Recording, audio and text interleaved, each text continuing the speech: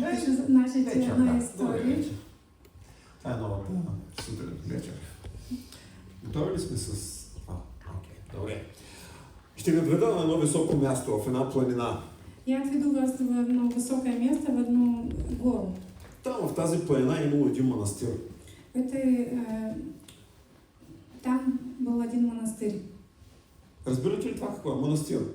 Все знают монастырь, о чем Вътре живеели монаси, Там внутри жили монахи, които се трудили, которые живеели заедно. трудились, жили вместе. Имал един млад монах, И там жил один молодой монах, който все бил недоволен. который всегда был чем-то недоволен. То му се струва, че друг монах не работи достатъчно усърдно. Один раз один его, Неговият друг его друг не работает достаточно, по его мнению. Все му се струва, че друг приказва твърде много. Иногда думал о других, что очень много говорят некоторые. Трети бил твърде бавен. Остальные очень медленные. Да, изминало време и ето, че този монах извършил грях. Прошло время, и этот тот же самый монах совершил грех. И всички монаси в манастира решили да се съберат заедно. Все монахи решили собраться вместе И да решат как ще накажат въпросния монах. и решить, как наказать этого монаха. За целта трябвало да присъства главният там игумен. Для цели нужно было присутствие самого главного игумена. Той обаче живеел над манастира, още по-високо в една пещера. Он жил немножко дальше, над монастырем, в одной пещере. Той бил почти абсолютен учелник. Он вообще не общался ни с кем. Почти не слизал долу в манастира. Почти не спускался внизу. Носили му храна и той там живеел. Ему приносили еду, и он там оставался. Между планината и Бога бил само той. Между горами и Богом только он был там. Извикали го да присъства на съвета на манастира. Позвали его присутствовать на этот совет в монастыре. Той отначало отказвал, Вначале он отказывал, но после се съгласил. но после этого И така в согласился. заветния ден всички се събрали в двора на манастира И так в учрежденный день все собрались во дворе монастыря и очаквали този игумен, този главният в манастира да слезе долу при тях. и ожидали этого игумена, главный в монастыре, чтобы он спустился к ним. За да започне заседанието за наказанието на този млад монах. Чтобы начать заседание для наказания этого молодого монаха. И може да се представите колко учудени били всички, И можете себе представить, насколько удивились все, когато на входа на манастира се появил техния водач, техния лидер, когда на вход в монастырь появился их руководитель, носейки на гръб един кош. нося на спине какую-то корзину. Да. Кошът бил пробит Корзина была с дыркой, и от него течал пясък. и с нее вытекал песок. И той вървял И он шел, и пясъкът течал след него. и песок шел, оставлял следы после себя. И той отишъл в двора, където бил изправен този млад монах. И он вошел во двор, где был этот молодой монах, И той казал следното. и сказал следующее. Аз идвам Я пришел, и пясъка остава зад мене. и песок остается за мною. Следи. Следы песка за мною. Коша се изпразва. Корзина уже почти пустая. И аз съм дошъл да съдя делата на моя брат. Я пришел судить дела моего брата.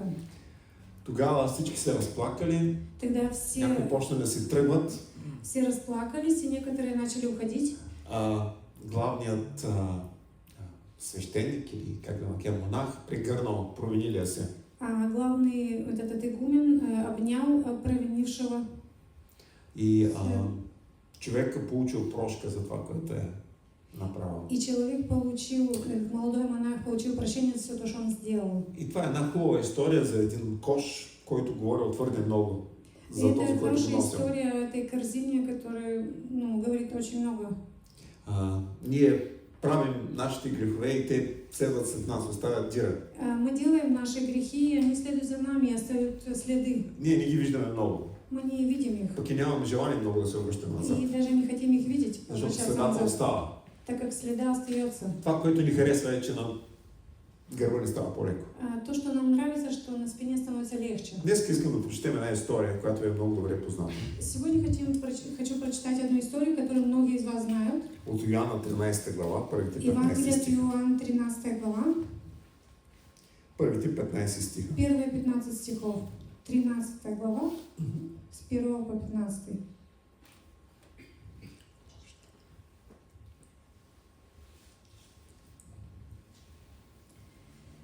А, 13 глава. Да, Йоанн 13 глава.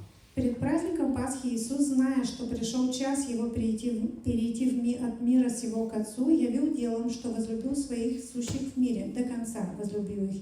И во время вечери, когда дьявол уже вложил в сердце Иуды Симонова, Искариоту, предать его, Иисус, зная, что Отец все отдал в руки Его, и что Он от Бога шел и к Богу отходит, встал с вечери, снял с себя верхнюю одежду и, взяв полотенце, и припоясался.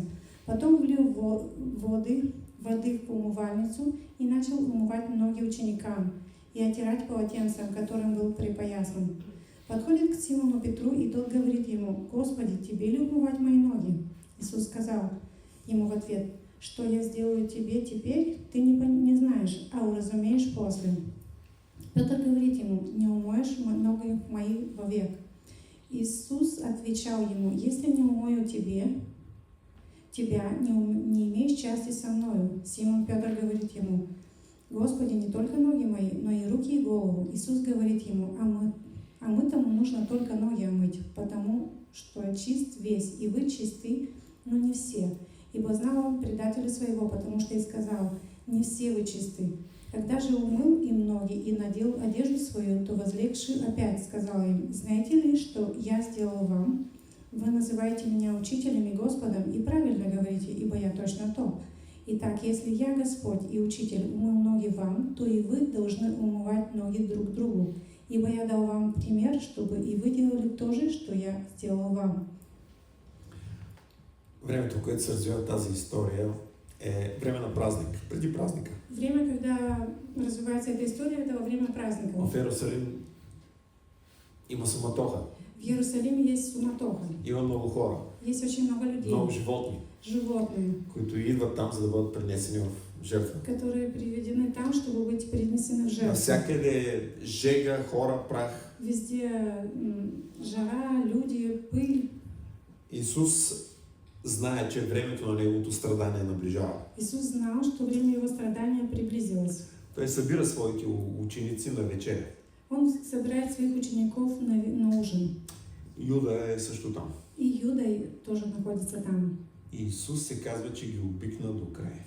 И говорится, что Иисус возлюбил их до конца. Не, че не ги обичаше и преди това. Не то, чтобы он до этого их не любил. Но там се случи нещо специално, което говори, че той ги обикна до края. Но там случилось что-то особенное, что показывает, что он их возлюбил до конца. Следваше времето на вечерята и на общуване с тях. Последовало время ужина и общения с ним. Апостолите говорят, смеят се, спорят. Общение с ними, апостолы разговаривают, говорят с ним, смеются. Никой не забелязва мръсните им крака. Никто не замечает грязные ноги. Още по-малко никой не забелязва легена с вода в ъгъла. Еще никто не замечает, что есть чем помыть ноги. Да. Тазик для мытья ноги. Слуги обаче няма. Но слуги там нету. И точно тогава предстои важният урок. И именно тогда предстоит важный урок.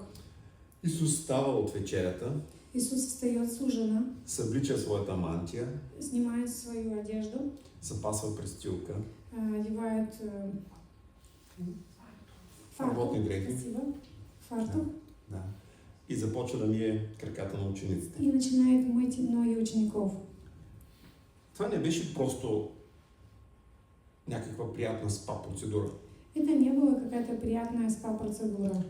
По времето, на което се развива тази история, Время, в котором развивается эта история, честта да върши тази работа, честь совершать эту работу, честа в кавички, честь в кавычках, не беше давана дори на слугите евреи. даже не было передана людям, евреям. Считаше се, че твърде унизително за евреи. Считалось это слишком унизительно для еврея мыть ноги. Затова тази работа вършиха езичници. Поэтому эту работу совершали язычники. В тази ситуация виждаме как един учител, В этой ситуации видим, как один учитель, един Господ один влезе Господь в тази роля. вошел в эту роль. Той смъкна дрехата, която имаше, Он снял свою одежду и надена работните дрехи, и одел рабочую одежду, за да клекне долу в прахта. чтобы присесть внизу в пыли. Прах събираме из всичките улици на Иерусалим, Пыль, собираемая со всех улиц Иерусалима, с всичките животни и хора, които бяха. со всех животных и людей. Може да си представите, ако цял ден ходите в това нещо по сандали, Можете себе представить, если весь день ходите в этой грязи, в на сандалях, какво ще приличат краката. на что будут похожи ваши ноги. Исус мие мълчаливо прашните крака. Иисус моет молчаливо пыльные ноги. Мълчанието в стаята неловко преминава в неудобство. Молчание в этой комнате неловко переходит в неудобство. Исус идва до Петър Иисус доходит до Петра, и тишината се прорязва и тишина от един вик на негодование. останавливается. Петър не издържа. Петр не выдерживает. Не, това е извън моите рамки. Это не в моей... Няма да умиеш краката. Я не дам тебе помыть мои ноги. Вярно е, всички бяхме мръсни. Да, правда, все мы были Пропуснахме да грязные. се измием, Мы пропустили помыться, но ти да миеш краката. но Не. ты мыть мои ноги не был. Ти ли ще ми умиеш краката? Пита той Христос. Ты ли умоешь мои ноги? Спрашивает он Христа. С право Петър счита недостойно да унижава Христос с тази работа. Он вправе думать, что это считается недостойным унижать Христа этой работой. И Христос казва, че той не разбира защо прави това. А Христос отвечает, ты не понимаешь, почему я это Но делаю. после ще разбере. Но позже ты поймешь. Разбирането ще дойде по-късно от примера. Понимание придет попозже от примера. Така е в нашия живот. Также и в нашей жизни. Ние по-силно проповядваме с делата си, Мы сильнее проповедуем своими делами, отколкото с думите си. чем своими словами. Така и Петър ще да разбере много по-късно за какво умиване става въпрос. Также и Петр поймет намного позже, для чего было это умывание. Тогава Исус изправя Петър до стената. Тогда Иисус ставит Петра, в кавычках, к стенке. Ако не те умие, нямаш дял с мене. Если я не помою твои ноги, ты не имеешь ничего И общего тогава со за мной. него стана сериозно, защото той искаше да има дял с Исус. Но для Петра это стало серьезным, и он хотел быть с Иисусом. Той обичаше Исус. Он любил Иисуса. Когато Христос му казва, ако не ти измия краката, нямаш дял с мене, това звучи много сериозно на него. И когда Христос говорит ему, если ты не дашь мне помыть твои ноги, ты не имеешь ничего общего со мной. О, що ме така? Ако става въпрос за дяла с тебе, О, если это так, если об этом речь, тогда да. давай, изми ми главата, изми ми ръцете, целият ме изкъпи. Давай, покупай мне весь. Исус отговаря, че този, който веднъж е очистен, няма нужда да се къпи целия, може да се измие само краката. Иисус отвечает, тот, который один раз очищен, уже не нужно его очищать второй раз, только ноги надо помыть. И по-късно той казва, че това е нещото, което те трябва да правят един към друг. И позже он говорит, что это то, что они должны делать друг другу. Той ще да се позгрижи всички да бъдат окъпани. Он позаботится все, чтобы были помыты. На кръста той ще да очисти всички. На кресте он помоет всех. Но по житейските прашни пътища има много прах, Но в очень много пыли по който улицам, полепва по краката. которые по ногам. И те трябваше да мият краката. И они должны были мыть ноги. Бяха целите окъпани, Они были все бяха умыты, обновени, они были но обновлены. нещо непрекъснато полепваше по краката им и ги цапаше. Кто-то постоянно прилеплялся к их ногам и пачкал их. И те трябваше да се погрижат да измият краката си. И они должны были позаботиться помыть свои ноги. Това е нещо, което те сами трябваше да Это правят. то, что они должны были сами делать. Необятният всемогъщ Бог смири себе си в любовта си към тях, чак до прахта на краката им. Необъятный, всемогущий Бог смирил себя и настолько, что до пыли их ног. В този свят великите хора В этом мире великие люди доминират чрез власт, чрез талант, чрез такива неща. доминируют через власть, талант и такие подобные. Да, чрез известност, через медии. известность, медии. Но в царството на Бога, Но в Божьем Царстве те, които са най-големи, са те, които са слугите.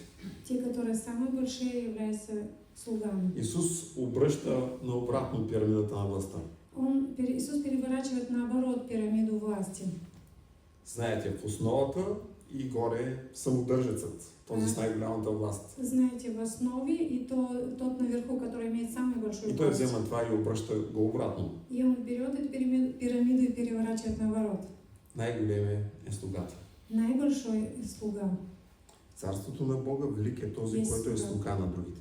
В Царстве Божьем самый великий тот, который служит другому. А за да служиш на другите, трябва смирение. А чтобы служить другому, нужно смирение. Не само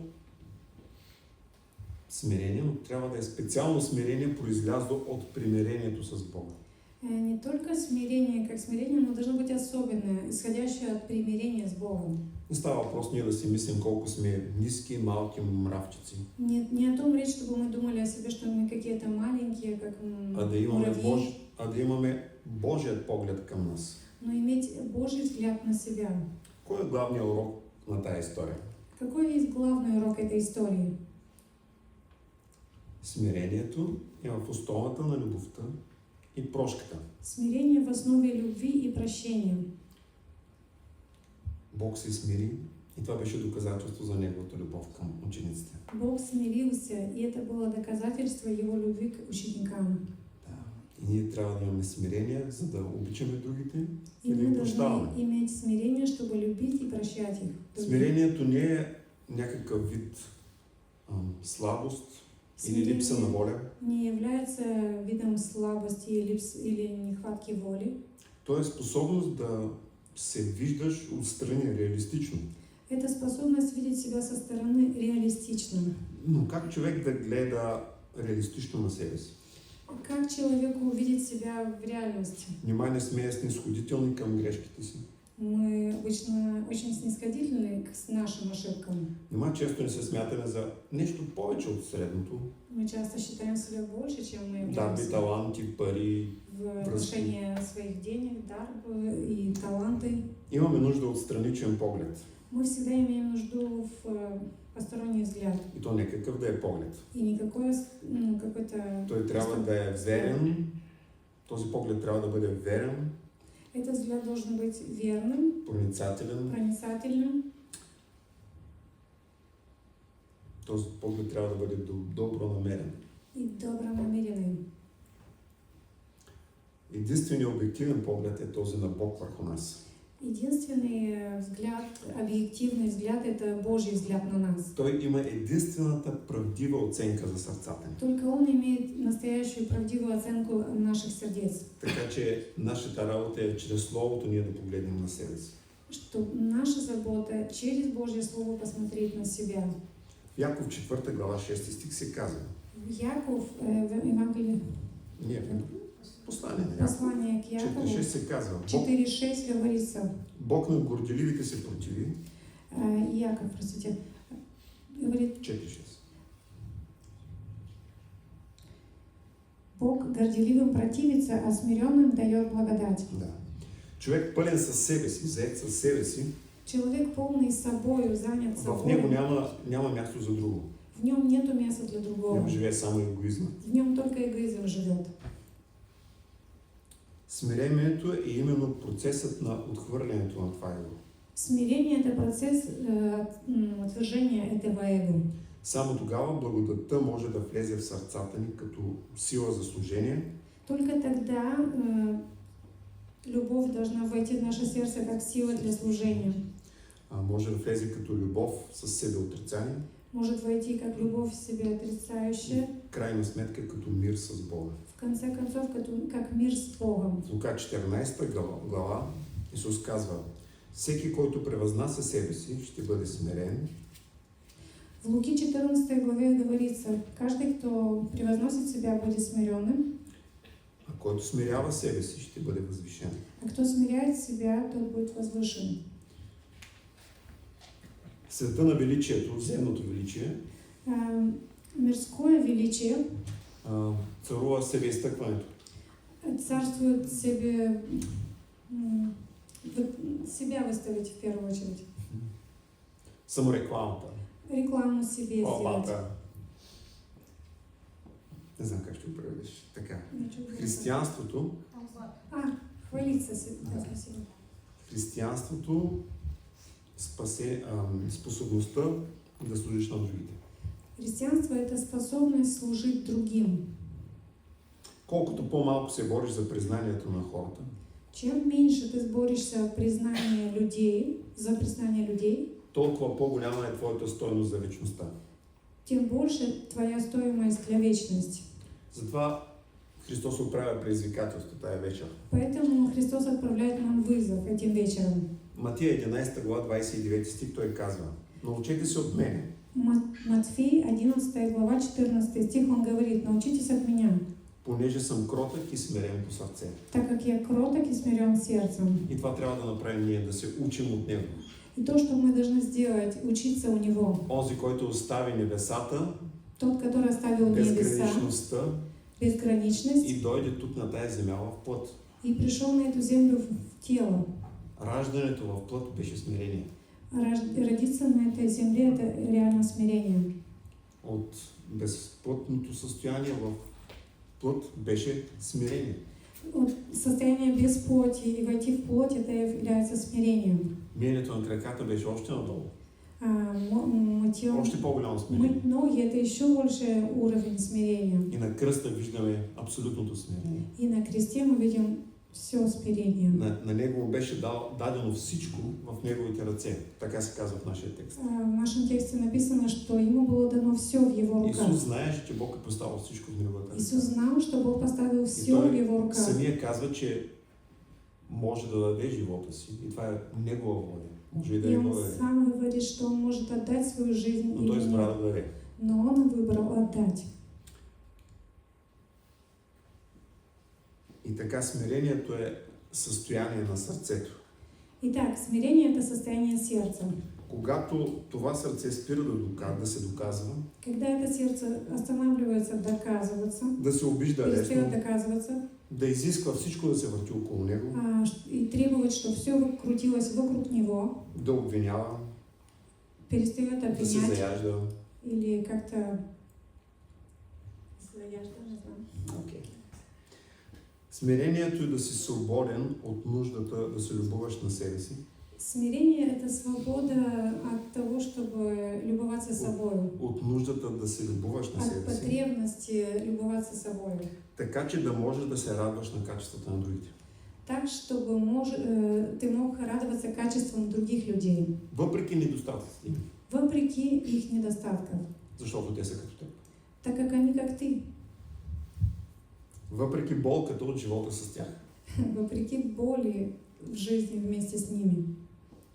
Това е смирението. Это и есть смирение. Докато сме горди, не можем да познаем Бога.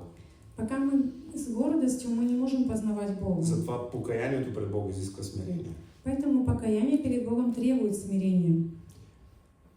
Гордият човек гледа на хората от високо. Гордый человек обычно смотрит на людей свысока, Затова той гледа надолу. поэтому он смотрит вниз, Защото другите са някъде по-ниско. потому что все остальные где-то там внизу. И той пропуска нещо много важно. И он пропускает что-то очень Той не важное. може да вдигне глава нагоре, Он не может поднять голову вверх, защото се смята нещо повече от другите. так как считает себя больше, чем другие. Има гордост в У него. него есть И гордость. не може да вдигне очи към Бога. И не может поднять взгляд к Богу. Изисква се да имаш смирение, за да погледнеш към Бога. Требуется смирение, чтобы посмотреть к Богу. В Исаия 57 глава 15 стих се казва: Исаия 57 глава говорится. Бог говори за себе си. Бог говорит о В себе. високо и свято място обитавам. Стих. 15 стих на 57. Ибо так говорит высокий и превознесенный, вечно живущий, святый имя Его. Я живу на высоте небес. Да. И при онзи, който е със съкрушено сърце, мисля, че беше. И во святилище, и также с сокрушенными и смиренными духом, чтобы оживлять дух смиренных и оживлять сердца сокрушенных. Бог обитава на високо и свято място. Бог обитает в высоком и святом месте. Това се казва в Исаия. То это говорится в Исаия. Но той присъства по един много специален начин и при тези, които са със смирени сърца. Но Он присутствует по-особенному в тех сердцах, которые смиренные. И думите, които са използвани там е съживявам. И слова, которые используются тут, соживляют Два пъти.